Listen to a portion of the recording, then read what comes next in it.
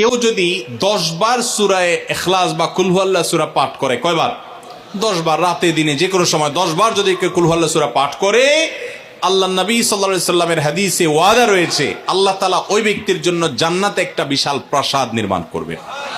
দুনিয়ার কোনো প্রাসাদ না ভাই, পামজমারার প্রাসাদ না ভাই, এটা কোনো দুবাই বা পৃথিবীর কোনো গুরুত্বপূর্ণ জায়গার লোভনীয় কোনো আকর্ষণীয় কোনো জায়গার প্রাসাদ না ভাই, জান্নাতের প্রাসাদ। দুনিয়ার প্রাসাদ রেখে চলে যেতে হবে, জান্নাতের প্রাসাদ যে একবার পেয়ে যাবে অনন্ত অসীমকাল পর্যন্ত আর তার সেখান থেকে বের হতে হবে না, তার থেকে ছুটবে না। আল্লাহ আমাদের সবাইকে ফজিলত অর্জন করার তৌফিক দান করুন, বলুন আমিন।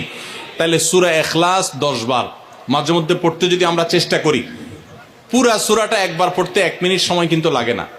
কুল হুয়াল্লাহু আহাদ আল্লাহুস সামাদ লাম ইয়ালিদ ওয়া লাম ইউলাদ ওয়া লাম ইয়াকুল লাহু কুফুয়ান আহাদ।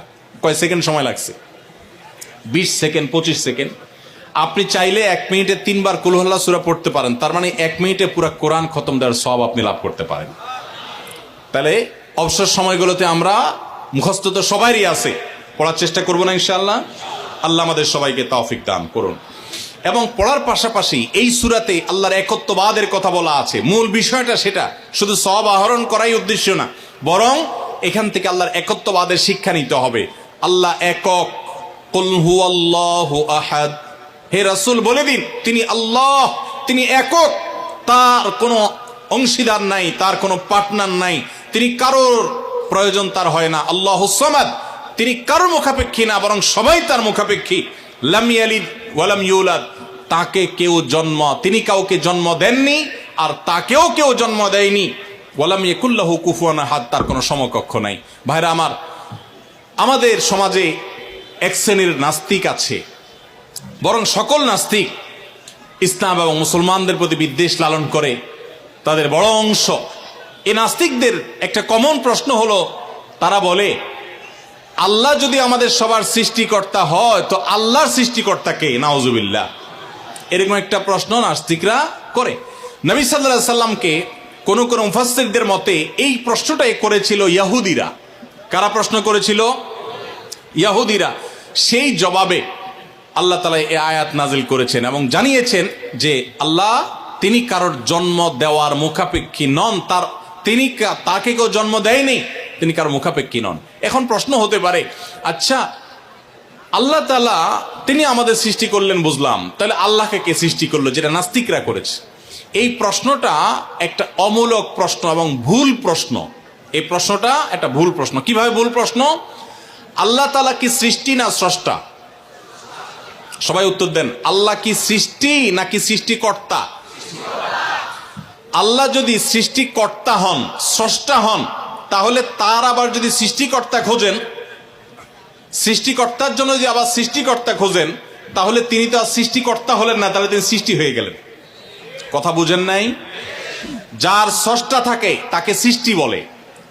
আমার একজন স্রষ্টা, এক সত্তা আছে, স্রষ্টা, যিনি আমাকে সৃষ্টি করেছেন, আপনাকে সৃষ্টি করেছেন, তাহলে আমরা হলাম সৃষ্টি। যাকে কেউ সৃষ্টি করে তিনি হলেন সৃষ্টি। আমাদের আল্লাহর যদি আরেকজন স্রষ্টা আপনি খোঁজেন, তার মানে আপনি আল্লাহকে সৃষ্টি মনে করতেছেন।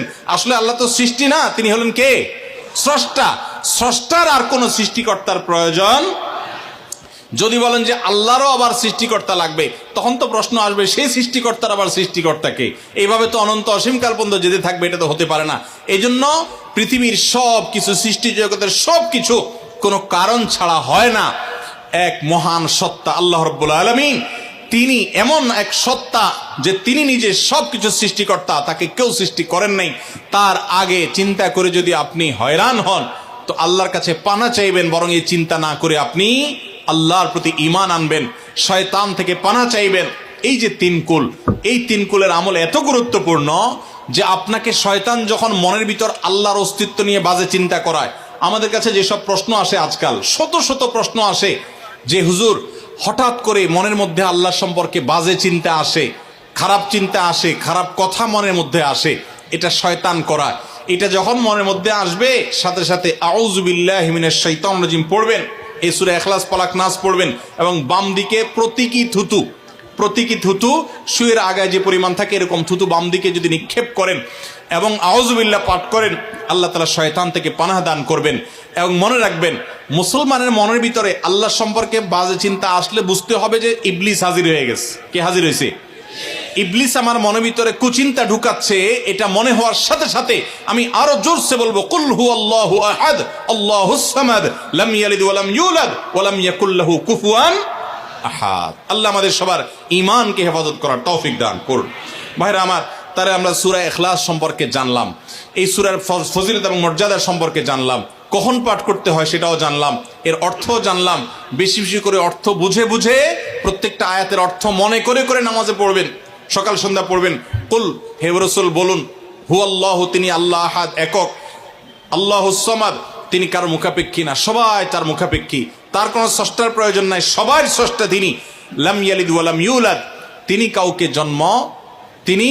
জন্ম দেননি আর তাকেও কেউ জন্ম দেয় নাই। ওয়ালাম ইয়াকুল লাহু কুফুয়ান আহাদ, কুফু মানে সমান, তার সমান আর কেউ নাই, তার সামঞ্জস্য, তার সমতুল্য আর কেউ হতে পারে না। তিনি একক এবং অদ্বিতীয়। আল্লাহ তাআলা আমাদেরকে তার জাতের প্রতি, তাওহীদের প্রতি ঈমানকে সঠিকভাবে অবিচল ভাবে রাখার তৌফিক দান করুন। আল্লাহ একক কোন দিক থেকে? ইবাদতের উপযুক্ততার ক্ষেত্রে আল্লাহ একক। ইবাদত আর কেউ পাওয়ার উপযুক্ত নাই। সমস্ত ইবাদত, সকল দোয়া, সকল প্রার্থনা শুধু কার কাছে হবে? অতএব কোনো বিপদে পড়লে কোনো মাজারে গিয়ে, কোনো মৃত মানুষের কাছে, কোনো মুর্দা পীরের কাছে, কোনো অদৃশ্য শক্তির কাছে সাহায্য চাইলে সেটা শিরক হবে, ঈমান নষ্ট হবে। সাহায্য চাইতে হবে সাথে সাথে কার কাছে? আল্লাহর কাছে। ভাইরা আমার, আমাদের অনেক মুসলমান ভাই আছে আল্লাহর কাছে সাহায্য চাইতে জানে না, আল্লাহর কাছে সাহায্য চাইতে জানে না, তারা বিভিন্ন মাজারে চলে যায়, শিরক করে ঈমানকে নষ্ট করে ফেলে। মনে রাখবেন, আমাদের সাধারণ মানুষের অনেকের মধ্যে একটা রোগ আছে, মনে করে যে আমার গুনাহগারের কথা কি আর আল্লাহ শুনবেন? এই মানসিকতা আমাদের অনেক মধ্যে আছে না নাই? অনেকে দেখবেন নিজে দোয়া করে না, হুজুরের কাছে শুধু দোয়া চায়। হুজুরের কাছে দোয়া চাওয়াটা গুনাহের কথা না, এটা জায়েজ, চাওয়া যায়, কিন্তু নিজে না করে সারাদিন শুধুমাত্র হুজুরের কাছে দোয়া চাওয়াটা ভুল। আপনি নিজে আল্লাহর কাছে দোয়া করা শিখবেন। আল্লাহ বলেছেন যে উদউনি আস্তাজিব লাকুম, তোমরা আমার কাছে দোয়া করো। আল্লাহ বলেছেন আমি তোমাদের দোয়া কবুল করবো, আল্লাহ ওয়াদা করেছেন।